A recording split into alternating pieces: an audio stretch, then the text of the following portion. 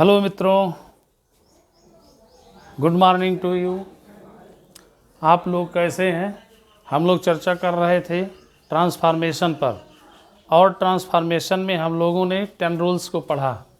10 part में हम लोगों ने सीखा, लेकिन बचा हुआ है कि सिंपल से कॉम्प्लेक्स बनाना और कॉम्प्लेक्स से कंपाउंड बनाना या कंपाउंड से सिंपल सेंटेंस बनाना। तो यहाँ पर यह चीज़ ध्यान देना है कि यह एक सिंथेसिस की प्रक्रिया है जो इंटरमीडिएट में चैप्टर नंबर 2 होता है। और यहाँ पर यह ध्यान देना है कि जब तक हम लोग सिंथेसिस के बारे में सही सीखेंगे तब तक सिंपल से कॉम्प्लेक्स और कॉम्प्लेक्स से कंपाउंड में ट्रांसफॉर्मेशन करना इम्पॉसिबल है। तो ये ध्यान देना है मेरे छात्रों, यहाँ पर ध्यान देना है कि पहले हम लोग सिंथेसिस चैप्टर पढ़ेंगे जिसमें सेपरेट क्लॉजेज से कंबाइंड किया जाता है। और जब सेपरेट क्लॉजेज को हम लोग सिंपल में कंबाइंड कर लेंगे या कॉम्प्लेक्स में कंबाइंड करने के रूल्स को जान जाएंगे या कंपाउंड सेंटेंस में बनाने के रूल्स को जान जाएंगे, तभी हम लोग एक दूसरे सेंटेंस को दूसरे के रूप में ट्रांसफ़र कर सकते हैं, रूप का परिवर्तन कर सकते हैं, अर्थात ट्रांसफॉर्मेशन हो सकता है। तो प्रिय मित्रों, यहाँ पर ध्यान देना है कि हम लोग पार्ट नंबर 1 सिंथेसिस का आज हम लोग शुरू करेंगे। तो सबसे पहले हम लोग सिंपल सेंटेंस को, क्लॉजेज को सिंपल सेंटेंस में कंबाइन करने के रूल्स को सीखेंगे। तो यहाँ पर ध्यान देना है कि सिंपल सेंटेंसेस में अगर सिंपल सेंटेंस बनाना है, 2 या 2 से अधिक सेपरेट क्लॉजेज होते हैं, छोटे छोटे उपवाक होते हैं, तो उनको एक सिंपल सेंटेंस बनाने के लिए यहाँ पर 10 रूल्स हैं। कितने रूल्स हैं? 10 रूल्स हैं। There are 10 rules to combine into simple sentences from separate clauses। तो सेपरेट क्लॉजेज से सिंपल सेंटेंस में कंबाइन करने के 10 नियम हैं, और 10 को आप देख रहे हैं बोर्ड पर कि पहला है प्रेजेंट पार्टिसिपल। जो प्रेजेंट पार्टिसिपल में क्या होता है कि किसी क्रिया के फर्स्ट फॉर्म में आईएनजी जोड़ते हैं, लेकिन जब उसका अर्थ करके या हुए होता है तो उसे हम लोग प्रेजेंट पार्टिसिपल की संज्ञा देते हैं। ओके, आगे देखते हैं कि पास्ट पार्टिसिपल है, और पास्ट पार्टिसिपल में जब कोई क्रिया पास्ट रूप में होती है और उसे एडजेक्टिव के रूप में किसी नाउन से पहले हम लोग यूज कर लेते हैं और सिंपल सेंटेंस बना देते हैं, तो उसे हम पास्ट पार्टिसिपल कहते हैं। हम लोग एग्जाम्पल ले करके एक एक को हम लोग सीखेंगे, लेकिन पहले 10 रूल्स के बारे में हम लोग देख लेते हैं। ओके, तो आइए 3 नंबर देखते हैं। 3 नंबर है परफेक्ट पार्टिसिपल। परफेक्ट पार्टिसिपल में हैविंग होता है और मेन वर्ब का थर्ड फॉर्म यूज किया जाता है, तो वो सिंपल सेंटेंस बनता है। फिर 4 नंबर पर है इन्फिनेटिव का प्रयोग। जो क्रिया के फर्स्ट फॉर्म से पहले टू का प्रयोग कर देते हैं वो ही इन्फिनेटिव का प्रयोग कहलाता है, तो जिससे वो सिंपल सेंटेंस बनता है। 5 नंबर है नॉमिनेटिव एब्सोल्यूट। ये क्या होता है कि जब 2 क्लॉजेज के सब्जेक्ट भिन्न भिन्न होते हैं और भिन्न भिन्न कार्य करते हैं, तो वहाँ पर पहला सब्जेक्ट अपना कार्य करके समाप्त हो जाता है और दूसरा सब्जेक्ट अपना कार्य शुरू करता है। तो इस प्रकार जब पहला सब्जेक्ट पूर्ण रूप से एब्सोल्यूट हो जाता है, शांत हो जाता है, तो क्या करते हैं कि सब्जेक्ट वही रहता है और उसके बाद हैविंग और क्रिया का थर्ड फॉर्म यूज कर लेते हैं। वो किसमें? प्रिंसिपल क्लॉज में। अभी हम लोग उस पर विशेष चर्चा करते हैं। 6 नंबर है noun phrase in opposition. Noun phrase in opposition में क्या होता है, जब सेपरेट क्लॉजेज में एक ही सब्जेक्ट के लिए कई नाउन के प्रयोग किए जाते हैं तो उन्हें कॉमा के अंतर्गत लिखे जाते हैं क्रमशः, तो वह नाउन फ्रेज इन अपोजिशन कहलाता है। 7 नंबर है एडवर्ब। जब किसी एडजेक्टिव को, किसी सेंटेंस को क्वालिफाई करने के लिए उस एडजेक्टिव को एडवर्ब में चेंज कर देते हैं और उसे सिंपल रूप में लिख देते हैं, तो एडवर्ब का यूज कहलाता है। कभी कभी क्या होता है कि किसी क्लॉज में आए हुए नाउन या प्रोनाउन की एडजेक्टिव वर्ड दूसरे क्लॉज में दिया गया होता है, सबऑर्डिनेट क्लॉज में दिया गया होता है, तो उस एडजेक्टिव वर्ड को उसी नाउन या प्रोनाउन से पहले उसे लिख लेते हैं जिसे वह मॉडिफाई या क्वालिफाई करता है।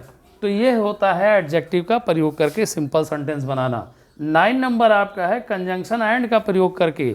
जब किसी दो नाउन या दो प्रोनाउन को कंजंक्शन एंड से जोड़ करके उसे हम लोग लिखते हैं तो सेंटेंस सिंपल हो जाता है। 10 रूल्स है आपका 10 नंबर का कि कभी कभी प्रीपोजिशन जब क्रिया में आईएनजी जोड़ते हैं और उसका अर्थ ना नहीं हो जाता है, वो जीरंड हो जाता है। जीरंड कैसे होता है हम लोग उसको बना करके एग्जाम्पल लेकर के सीखेंगे। तो उस जीरंड के साथ प्रीपोजिशन का प्रयोग कर लिया जाता है, तब भी वो सेंटेंस सिंपल हो जाता है। तो there are 10 rules to combine into simple sentences. Okay friends, यानी 10 नियम हैं सिंपल सेंटेंस बनाने के लिए। तो जब हम लोग अलग अलग तरीके से इन्हें सीख लेंगे तभी हम लोग ट्रांसफॉर्मेशन सीख सकते हैं। तो पहले सिंथेसिस चैप्टर आइए हम लोग बहुत अच्छे से शुरू करते हैं। आइए देखते हैं हम लोग प्रेजेंट पार्टिसिपल का प्रयोग करके सेपरेट क्लॉजेस से कंबाइंड करना और किस में कंबाइंड करना, सिंपल सेंटेंस में कंबाइंड करना। तो यहाँ पर हम लोग कंबाइंड करने से पहले समझ लेते हैं कि सेपरेट का अर्थ क्या होता है। सेपरेट का अर्थ होता है अलग अलग और कंबाइंड का अर्थ होता है मिक्स होना, मिला देना। तो यहाँ पर ध्यान देना है कि अलग अलग सेंटेंस है क्लॉजेज हैं। क्लॉजेज का मतलब होता है खंड, उपवाक्य, छोटे छोटे वाक्य। तो यहाँ पर एक ही व्यक्ति है और जो दो कार्य किया है। एक काम किया कि आई सा अ लायन, मैं एक शेर देखा, तो एक काम हो गया मेरा कि आई सा अ लायन, मैंने एक शेर देखा। और दूसरा काम क्या हो गया कि आई रैन अवे विथ फियर, मैं भय से भाग गया, है ना। तो यहाँ पर ध्यान देना है कि एक होता है प्रिंसिपल क्लॉज और एक या एक से अधिक होते हैं सबऑर्डिनेट क्लॉजेज। तो यहाँ पर दो ही क्लॉजेज दिए गए हैं। एक है प्रिंसिपल क्लॉज। प्रिंसिपल क्लॉज क्या होता है, प्रधान उपवाक्य होता है। जो कार्य पहले होना पाया जाता है और उसके बाद में जो कार्य होता है, सब्जेक्ट एक ही अगर है, एक ही आदमी ने दो कार्य किया है। ध्यान देना मेरे डियर कि अगर एक ही व्यक्ति दो कार्य को किया है, एक कार्य जो पहले किया है वह प्रिंसिपल क्लॉज होता है और उसी कार्य पर दूसरा कार्य अगर निर्भर कर रहा है तो वह सबऑर्डिनेट क्लॉज होता है, जिसे आश्रित उपवाक्य कहते हैं। तो अगर मैं शेर ना देखा होता तो मैं डर करके न भागता। तो इसलिए यहाँ पर मैं डर के भागा तभी जब मैंने शेर देखा। तो शेर देखने का काम पहले हुआ, इसलिए इसे कहेंगे प्रिंसिपल क्लॉज और भागने वाले कार्य को क्या कहेंगे, सबऑर्डिनेट क्लॉज। तो जब क्लॉजेस दो होते हैं, एक प्रिंसिपल क्लॉज और एक सबऑर्डिनेट क्लॉज। अब सबऑर्डिनेट क्लॉज को ध्यान देना है, एक से अधिक भी हो सकते हैं माय डियर। ओके, तो यहाँ पर केवल दो ही क्लॉजेस दिए गए हैं कि मैंने एक शेर देखा और मैं डर करके भागा। तो पहला काम शेर देखने का हुआ और दूसरा भागने का। अगर शेर ना देखते तो डर कर भागते न। इस प्रकार जो कार्य आधारित होता है पहले कार्य पर, वो आधारित होने वाला, आश्रित होने वाला सबऑर्डिनेट क्लॉज कहलाता है। और जो कार्य पहले होता है, कोई सब्जेक्ट करता है, वो प्रिंसिपल क्लॉज होता है। इस प्रकार हम लोग जब सिंपल सेंटेंस बनाएंगे तो इस प्रकार सेंटेंसेस को सिंपल सेंटेंस में कंबाइन करने के लिए हमें प्रेजेंट पार्टिसिपल का प्रयोग करना होगा। तो यहाँ पर प्रेजेंट पार्टिसिपल का जब प्रयोग करेंगे और सिंपल सेंटेंस बनाएंगे तो जब सब्जेक्ट एक ही है तो प्रिंसिपल क्लॉज के सब्जेक्ट को हटा देंगे और जो क्रिया होगी वर्ब होगी, उस वर्ब के फर्स्ट फॉर्म में हम प्रेजेंट पार्टिसिपल आईएनजी जोड़ देंगे, जिससे इसका अर्थ हो जाएगा देख करके या देखते हुए। एक शेर देखते हुए और सबऑर्डिनेट जैसे का तैसे लिख देंगे कि मैं डर से भाग गया। एक शेर देखते हुए मैं डर से भाग गया। तो यहाँ पर आपको समझ में आया होगा कि जब एक ही व्यक्ति दो कार्य करेगा और सेपरेट क्लॉजेज होंगे, अलग अलग वो सेंटेंस लिखे गए होंगे, लेकिन उन्हें मिक्स करना होगा, कंबाइंड करना होगा और उन्हें सिंपल सेंटेंस बनाना होगा। तो यहाँ पर ध्यान देना होगा कि जब कार्य का होना साथ साथ पाया जा रहा है और सब्जेक्ट एक ही है तो प्रेजेंट पार्टिसिपल आईएनजी का ही प्रयोग करेंगे। और उसे कहाँ प्रयोग करेंगे? प्रिंसिपल क्लास के सब्जेक्ट को हटाएंगे और वर्ब में फर्स्ट फॉर्म ला करके उसमें आईएनजी जोड़ देंगे। तो ये रही बात। सेपरेट से कंबाइंड करने के लिए सिंपल सेंटेंस में दूसरा भी एग्जाम्पल हम लोग लेते हैं। अगर मान लीजिए, इसी में ध्यान देते हैं, अगर यहाँ पर क्या होता, यहाँ पर होता मोहन, क्या होता? मोहन आई के जगह पर, और यहाँ आई के जगह पर ही हो जाता मोहन के अकॉर्डिंग। तो यहाँ पर ध्यान देना है कि यहाँ पर नाउन है, यहाँ पर प्रोनाउन है।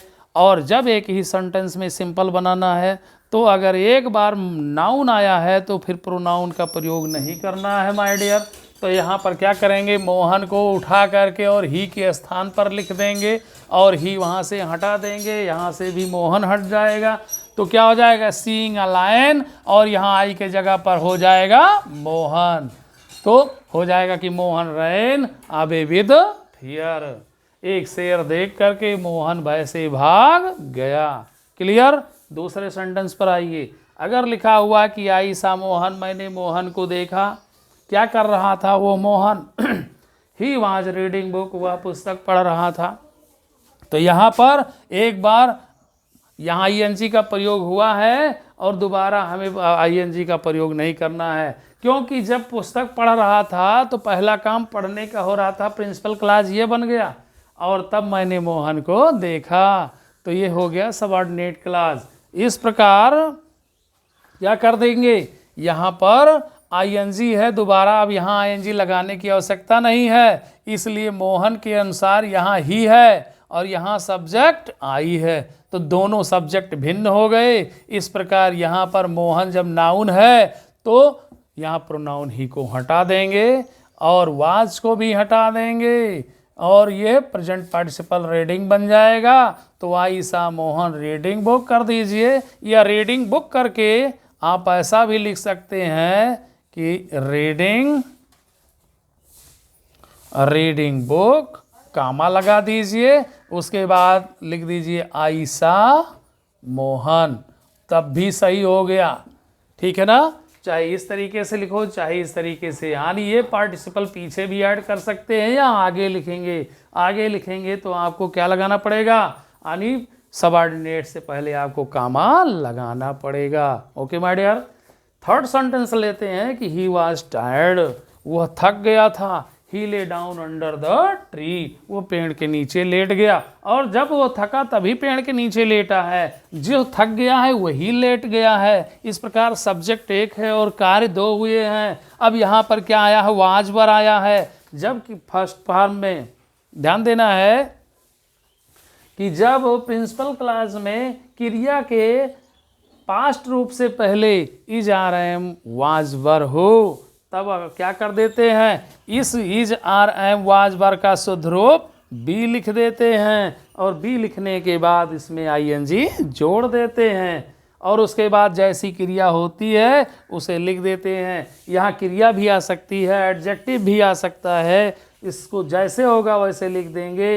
वाज वर को हटा करके इज आर एम को हटा करके आपको बीइंग लिख देना है, जिसका अर्थ हो जाएगा थक करके, थकते हुए, और सबऑर्डिनेट क्लास जैसे का तैसे लिख देंगे, और यहाँ पर क्या कर देंगे? कामा लगा देंगे। तो इस प्रकार आप देख रहे हैं सिंपल सेंटेंस में कंबाइंड करने के रूल्स आया समझ में।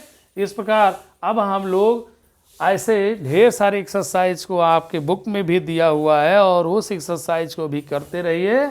खास करके इंटरमीडिएट के स्टूडेंट्स इसे अवश्य पढ़ेंगे, क्योंकि आपके सिलेबस में है।